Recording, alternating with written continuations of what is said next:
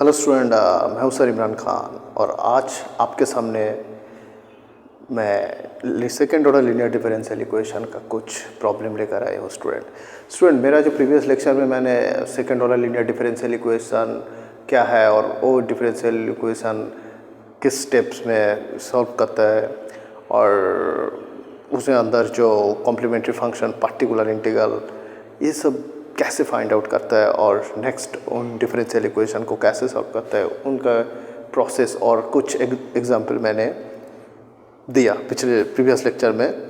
Student आज हम वही जो second order linear differential equation का कुछ और लेक्चर लेकर आए हैं, जहाँ पर भी स्टूडेंट देखो ये second order linear differential equation है d² - 4d + 4y = x³ e raised to 2x। ऐसी तरह मतलब e raised to 2x into x³ मतलब x पावर 3 4 एंड जो भी है और e का पावर भी x हुआ है और 2x 3x मतलब x एंड e अगर ऐसे ही टर्म है और ये जो second order linear differential equation है और उसे किससे इक्वल्स टू है x³ मतलब x और e रेज ए वाला टर्म के टाइप्स में अगर कोई डिफरेंशियल इक्वेशन है तो ये डिफरेंशियल इक्वेशन को कैसे सॉल्व करते हैं स्टूडेंट, आज इन टाइप्स डिफरेंशियल इक्वेशन को सॉल्व मैं करूँगा और आपको भी समझना है कि ऐसे टाइप में अगर कोई डिफरेंशियल इक्वेशन है तो ये second order linear differential equation को कैसे सॉल्व करते हैं स्टूडेंट। चलिए देखिए स्टूडेंट, यहाँ पर जो d² - 4d + 4 ये आपको क्या पकड़ना है स्टूडेंट। पहले आपको क्या पकड़ना है, कॉम्प्लीमेंट्री फंक्शन निकलना है, CF निकलना है। तो d² की जगह पर अब m2 मतलब m पकड़ लो, m² क्या है 4m + 4 = 0 पकड़ना है ना स्टूडेंट, क्योंकि पहले आपको तो इंटीग्रेटिंग कॉम्प्लीमेंट्री फंक्शन निकलना है। अगर कॉम्प्लीमेंट्री फंक्शन निकलने के जो प्रोसेस है वो है m² - 4m + 4 मतलब ये जो d की जगह पर m अगर आप पुट कर दो और इसे = 0 मानकर आपको क्या निकलना है, कॉम्प्लीमेंट्री फंक्शन निकलना है। चलो स्टूडेंट यहाँ से आपको क्या करना है, रूट यहाँ पर m क्या है, m है रूट ऑफ दिस इक्वेशन। पहले आपको क्या करना है, रूट का वैल्यू निकलना है। अगर वो root distance and different and real root है तो कॉम्प्लीमेंट्री फंक्शन क्या है तो वो स्टेप मैंने दिखाया। अगर रूट रियल एंड इक्वल है वो भी मैंने क्या है और कॉम्प्लेक्स कॉन्जुगेट है तो कॉम्प्लीमेंट्री फंक्शन क्या रिजल्ट आएगा वो मैं प्रीवियस लेक्चर में बताया। तो ये जो डिफरेंशियल इक्वेशन है का रूट है, ये रूट का वैल्यू क्या है, रूट का 2 वैल्यू आपको निकलना है। देखिए स्टूडेंट चलो क्या है, स्क्वायर माइनस 2ab + b² ऐसे लिखते हैं ना स्टूडेंट, मतलब क्या है ना, मतलब क्या है m = 2 मतलब देखो स्टूडेंट m का जो 2 वैल्यू आया है 2 मतलब m = 2 मतलब m का 2 वैल्यू इक्वल है, इक्वल और real number this 2 this equal root. Then आपको जो कॉम्प्लीमेंट्री फंक्शन क्या है स्टूडेंट, कॉम्प्लीमेंट्री फंक्शन क्या है, अगर रियल एंड इक्वल रूट है, real and equal root complementary function क्या है, c1 e raised to a1x है ना, मतलब 2x सॉरी हाँ c1 + c2x into e raised to 2x है ना स्टूडेंट। ये जो अगर इक्वल एंड रियल रूट है, इक्वल रियल रूट का जो कॉम्प्लीमेंट्री फंक्शन का फार्मूला मैंने यूज़ किया, यहाँ पर क्या है 2 मतलब a का वैल्यू 2, अगर यहाँ पर 2 लो तो क्या है c1 + c2x into e raised to 2x, यहाँ पर जो 2 ये यहाँ पर आएगा। तो स्टूडेंट यह है कॉम्प्लीमेंट्री फंक्शन। अब नेक्स्ट आपको क्या करना है, particular integral student. Particular integral क्या है, देखो पर्टिकुलर इंटीग्रल 1/, क्या है f(d) इंटू यहाँ पर जो फंक्शन है, ये फंक्शन को आपको डालना है यहाँ पर, तो इसको e raised to 2x है ना स्टूडेंट। f(d) क्या है, जहाँ पर भी f(d) यही तो f(d) है, d² + 4d sorry b² - 4d + 4 this is f(d). तो f(d) का वैल्यू यहाँ पर लगाओ स्टूडेंट, क्या है 1/d² - 4d + 4 है ना, और x cube e raise to 2x। Student देखो यहाँ पर d का जो टर्म आया है, आपको क्या है, अगर d को हटाना है, अगर d को हटाना है तो आपको कौन से क्या करना है, मतलब यहाँ पर रिफ्लेक्स करना है, रिफ्लेक्सिंग बाय d को रिफ्लेक्स करना है, d को रिफ्लेक्स करना है क्या से, रिफ्लेक्सिंग बाय d मतलब d को d+2 से रिप्लेस करना है, d को d+2 से रिप्लेस करना है, मतलब d की जगह पर d+2, d tense to d+2, मतलब d को d+2 से रिप्लेस करना है, d जगह पर d+2 दो। देखो 1/d+2 whole square -4d+2 +4 into यहाँ पर क्या है x³ into e raise to 2x, है ना स्टूडेंट। तो चलो क्या है a plus b whole square का फार्मूला, अब a plus b whole square का फार्मूला यहाँ पर डाल दो। चलो स्टूडेंट मतलब क्या है, ऊपर में क्या है x² E raise to 2x रखो, मतलब a² plus 2ab plus b² 2² this is 4, और यहाँ पर देखो माइनस, ये तो -4d है, -4d माइनस जब 4 इंटू 2 -8 +4। तो नेक्स्ट आपको क्या करना है स्टूडेंट, देखो x³ e raise to 2x लिखो, देखो यहाँ पर क्या है 4d, यहाँ पर 4d कैंसिल हो गया, मतलब रिजल्ट क्या है d²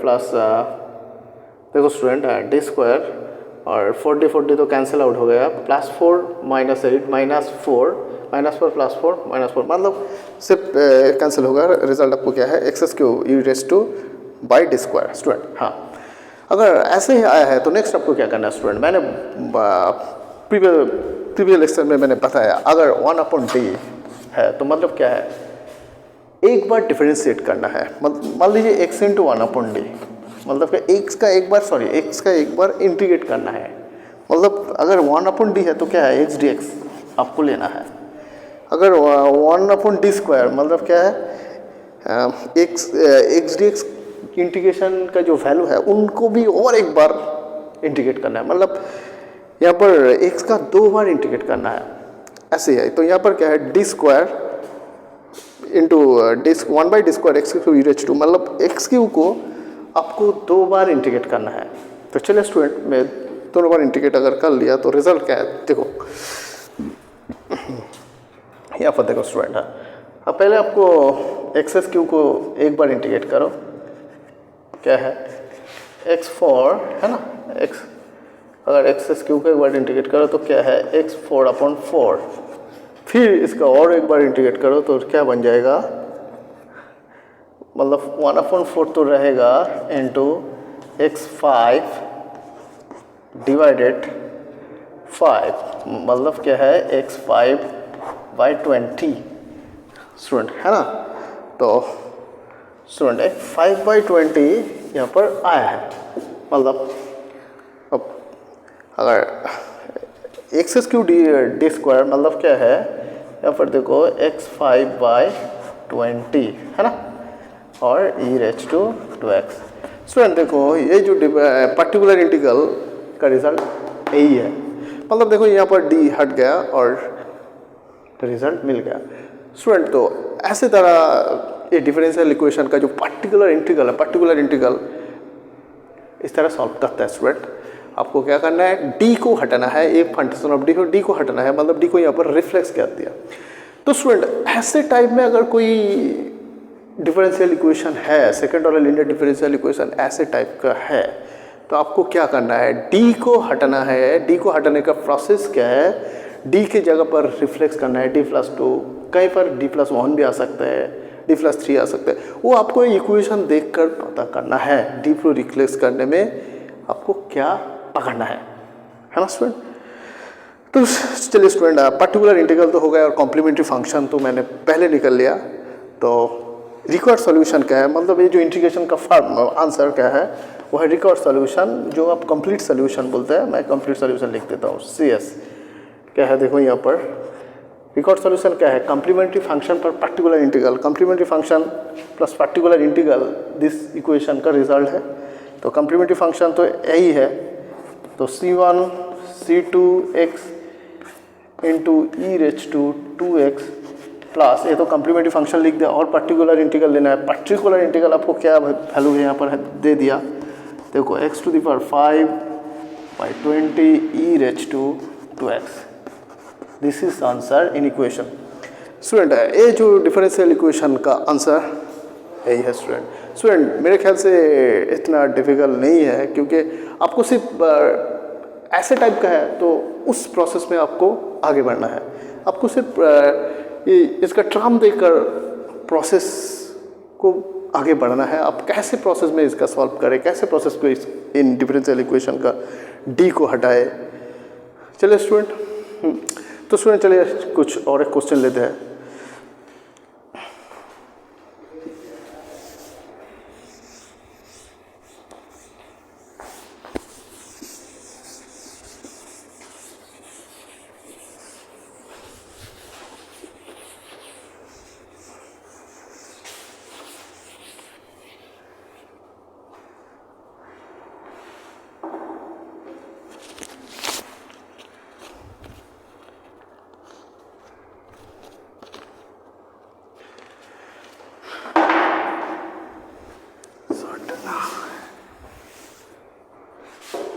स्टूडेंट और एक क्वेश्चन दे रखा है यहाँ पर, देखो student d square y one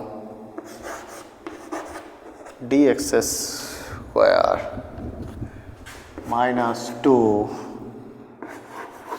D y upon d x plus y is equals to x square e raise to x।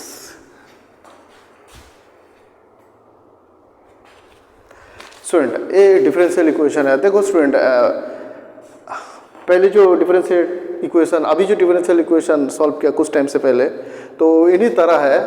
सिर्फ यहाँ पर क्या है, एक्सेस पहले क्या था, एक्सेस क्यू था, वही जगह पर यहाँ पर क्या दिया, एक्स स्क्वायर दिया, और ई रेज टू तो x था, यहाँ पर x दिया। मतलब ये तो उस टाइप का डिफरेंशियल इक्वेशन है। मतलब x to the power m into e to the power m अगर है, मतलब x to the power n e to the power n, मतलब ऐसे टाइप का कुछ है। X square e to the power x q e to the power 2x dx, मतलब x and power and e का कोई एक्स टर्म को मिलाकर कुछ पावर। अगर इस टाइप का डिफरेंशियल इक्वेशन है तो उन डिफरेंशियल इक्वेशन को कैसे सॉल्व करते हैं वो मैं अभी दिखाया।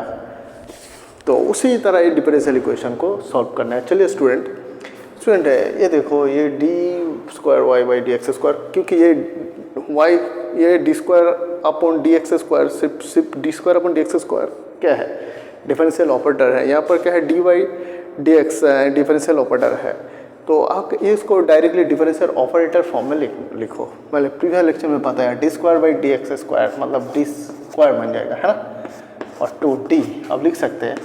और देखो स्टूडेंट यहाँ पर y को कम लो, बाहर लो, तो that's is y।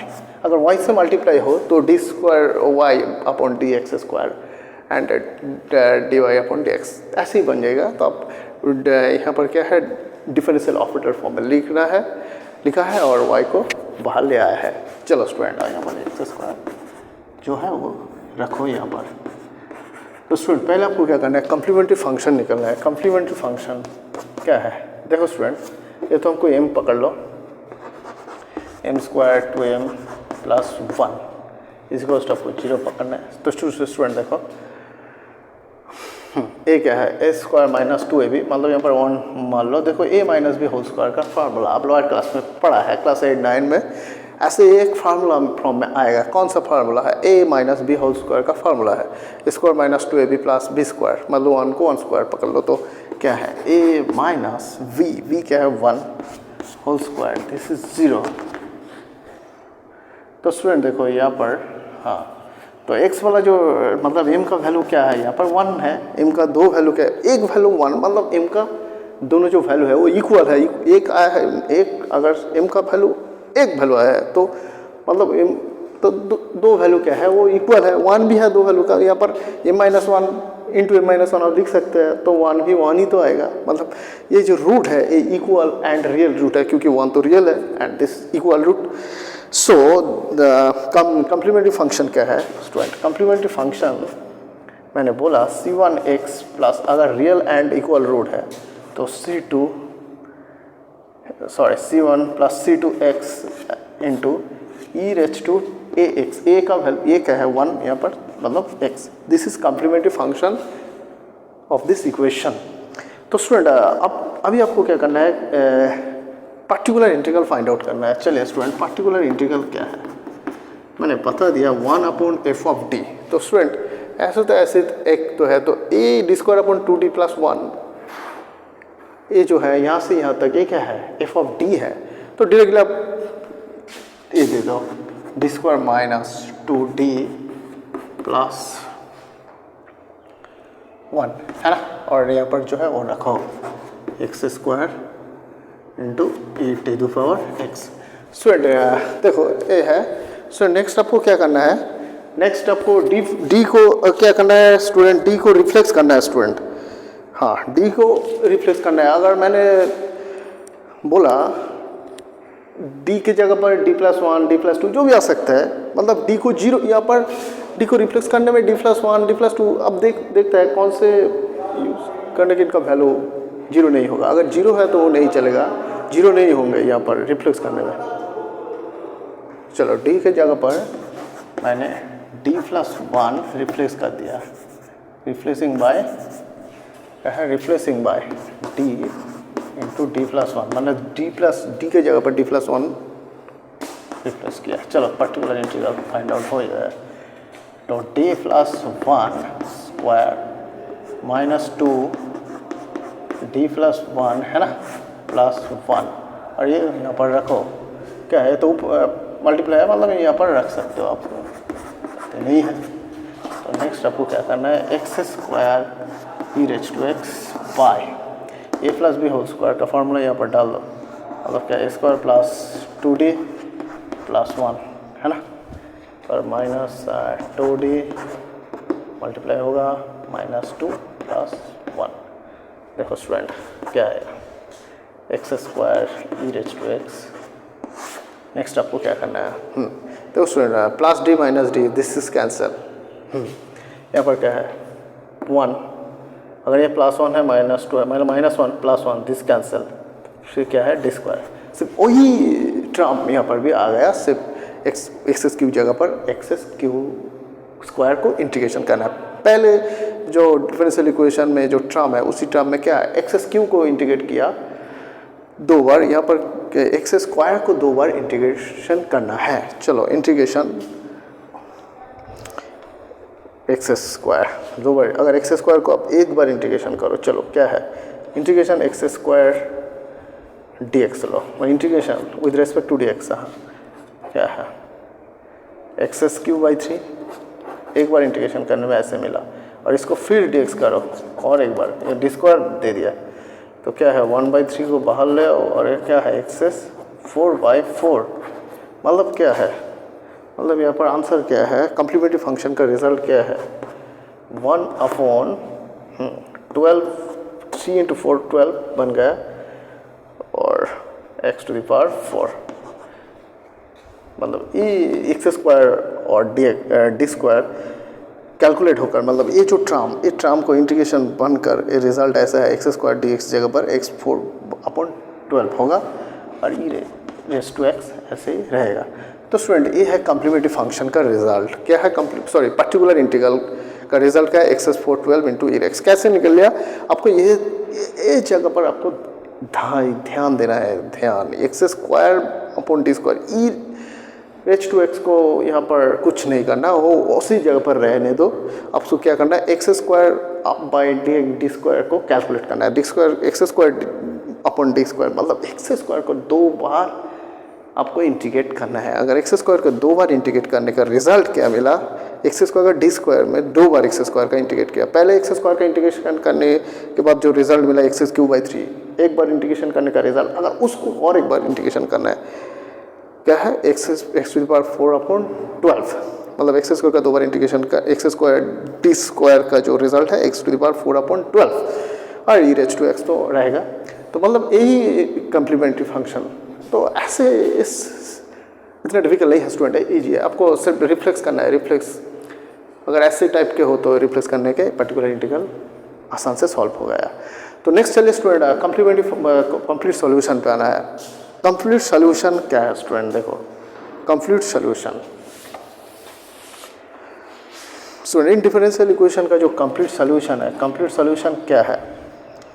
Complete solution क्या है? Complementary function plus particular integral